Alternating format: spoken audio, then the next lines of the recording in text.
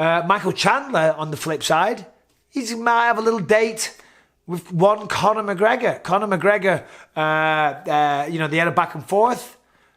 Chandler called him out, said, I'd love to fight you sometime. And McGregor came back and said, yeah. And by the way, very respectfully, Conor was, he was very nice about it. He said, yeah, hopefully sometime soon. Of course, Conor, he's still got a long way to go in his rehab. But who doesn't want to see Chandler versus Conor McGregor? I mean, listen, love or hate McGregor, he's one of the most exciting fighters in the sport. Simple as that. He brings it every time. Win or lose, you can't miss a Conor McGregor fight. And I'll be honest, after Michael Chanlder, after what he just put on there, you can't miss a Michael Chanlder fight.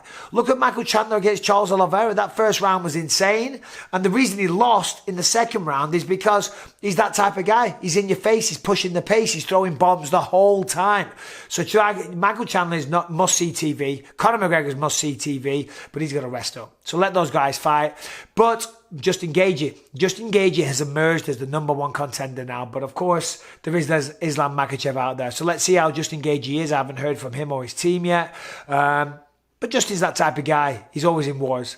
It's just the way he is. I don't think he'll be having the longest career of his life because every time Chandler fights, that's how it is. Every time Justin Gaethje fights, pardon me. Long week in New York. I might still have a hangover. I might still be sweating a little bit because the booze is still coming out of me, but I'm done. I am done. I am taking a long, long break. But Justin Gaethje, yeah, he's always in a war, isn't he? Always in a war. And I can't wait for his next one. Simple as that. I mean, it was a pleasure to be there. It was an honour to be there. Thank you, Justin Gaethje, for what you do.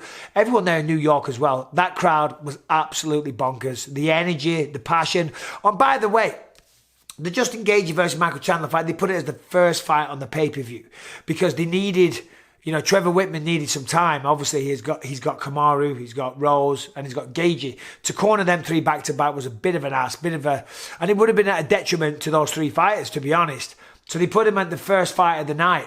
And the crowd, the first fight of the pay-per-view, and the crowd went insane, as you can imagine. Part of the reason I lost my voice, I was blown away. But then we had Billy Quarantillo taking on Shane Burgos. Again, that was an incredible fight, right?